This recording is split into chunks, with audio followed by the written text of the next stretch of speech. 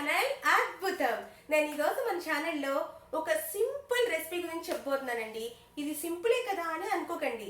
ఇది చాలా simple and చాలా ఫేమస్ రెసిపీ అండి. ఇది మన గుంటూరు జిల్లాలో ఎక్కడికైనా వెళ్ళండి, మన స్నాక్స్ కొనడానికి ఏ షాప్కైనా వెళ్ళండి, ఏ బండి దగ్గరికైనా వెళ్ళండి, ఇది మాత్రం లేకోకుండా ఏ స్నాక్స్ షాపు ఉండదండి. అంత ఫేమస్ ఈ రెసిపీ. ఇదేంటిది అనుకుంటున్నారా? నిమ్మకారం అండి. మనం చిట్టి పురుగులు విత్ నిమ్మకారం, అలాగే బజ్జీలు విత్ నిమ్మకారం, ఇది బాగా ఫేమస్ కదండి. మీకు అర్థమైపోయే ఉంటుంది ఈ పాటికి ఆ రెసిపీ ఎంత బాగుంటుంది అనేది. మీరు కనుక గుంటూరు సైడ్ అయితే కనుక ఖచ్చితంగా తెలుస్తుందండి ఇది ఎంత ఫేమస్ రెసిపీ అన్నది.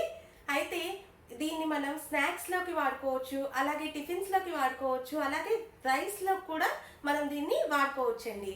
చాలా అంటే చాలా టేస్టీగా ఉంటుంది.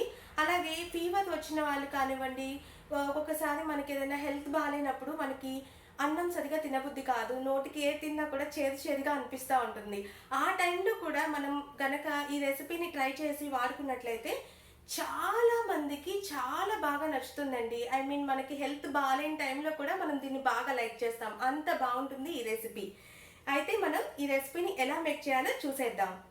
మన నిమ్మకాయానికి కావాల్సిన పదార్థాలు: 1 కప్పు నిమ్మరసం, అలాగే 3/4 వంతు కప్పు కారపొడి, 4 టీ స్పూన్ల ఉప్పు, తర్వాత రుచికి సరిపడా కలుపుకోవాలి. 1 టీ స్పూను పసుపు, 1 టీ స్పూను ఆవపిండి, 1.5 టీ స్పూన్ల జీలకర్ర మినుములు కలిపి పట్టుకున్నటువంటి పిండిని, అలాగే 1/2 టీ స్పూను మెంతి పిండిని తీసుకోవాలి. అలాగే ఈ పచ్చిమిర్చి ముక్కల్ని మనం లాస్ట్లో యాడ్ చేసుకోవడం కోసం పెట్టుకున్నాము.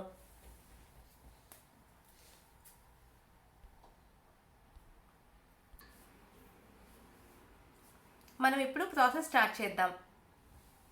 మనం తీసుకున్నటువంటి నిమ్మరసాన్ని ఈ బౌల్లోకి పోసుకోవాలి. ఆ నిమ్మరసంలో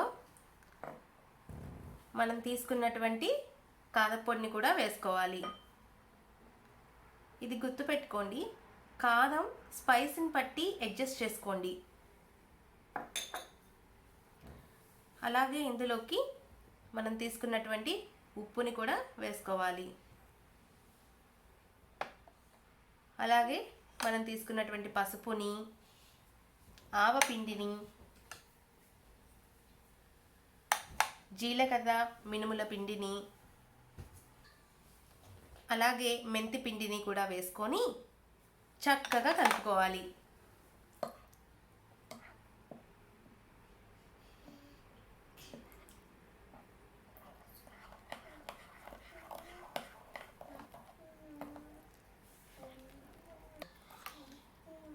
ఇలా మొత్తం మనం వేసుకున్నటువంటి పొడులన్నీ కూడా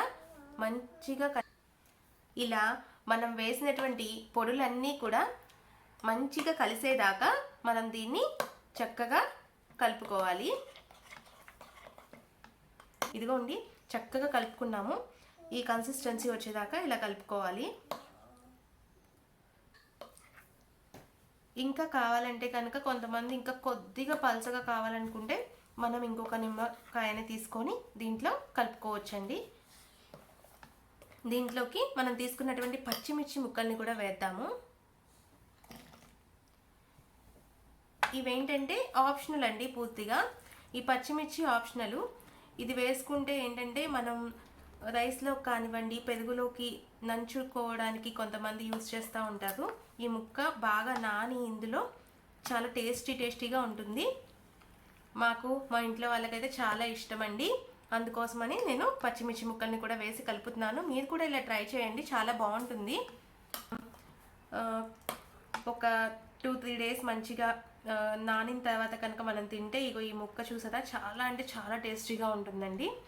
దీన్ని మనం సేవ్ చేసుకొని ఫ్రిడ్జ్లో ఎప్పుడు కావాలంటే అప్పుడు మనం తాలింపు పెట్టుకొని రైస్లోకి వాడుకోవచ్చు, చాలా టేస్టీగా ఉంటుంది. అయితే ఇందులో కారము ఉప్పు మాత్రం మనం చూసుకొని వేసుకోవాలండి, ఎందుకంటే కారాన్ని బట్టి మనం కలుపుకోవాల్సి వస్తుంది. అలాగే ఉప్పు కూడా మనకి టేస్ట్కి సరిపోయినంత కదా, కాబట్టి మనం చూసుకుంటా కలుపుకోవాల్సి వస్తుంది. కొన్నిటికి ఎక్కువ పడుతుంది, కొంతమంది తక్కువ తింటారు కదండి. ఇదిగోండి మన నిమ్మకాయాన్ని ఒక బౌల్లోకి ట్రాన్స్ఫర్ చేశాను. చూడండి ఎంత కలర్ఫుల్గా ఉందో. అలాగే దీన్ని తింటే అస్సలు వదిలిపెట్టరండి, అంత టేస్టీగా ఉంటుంది. వేడి వేడి అన్నంలో కొద్దిగా నెయ్యి వేసుకొని ఈ నిమ్మకారం వేసుకొని తింటే చాలా చాలా టేస్టీగా ఉంటుందండి. మన నిమ్మకారం ఎలా చేయాలో చూసేసారు కదండి, చాలా కలర్ఫుల్గా ఉంది కదా. మరి ఇంకెందుకు ఆలస్యం, మీరు కూడా ఏదైనా మంచి స్నాక్స్ చేసుకొని దీన్ని ఎలా ఉందో టేస్ట్ చేయండి. మీరు కనుక దీన్ని టేస్ట్ చేయగానే అద్భుతం అనాల్సిందేనండి, అంత బాగుంటుంది ఈ చట్నీ.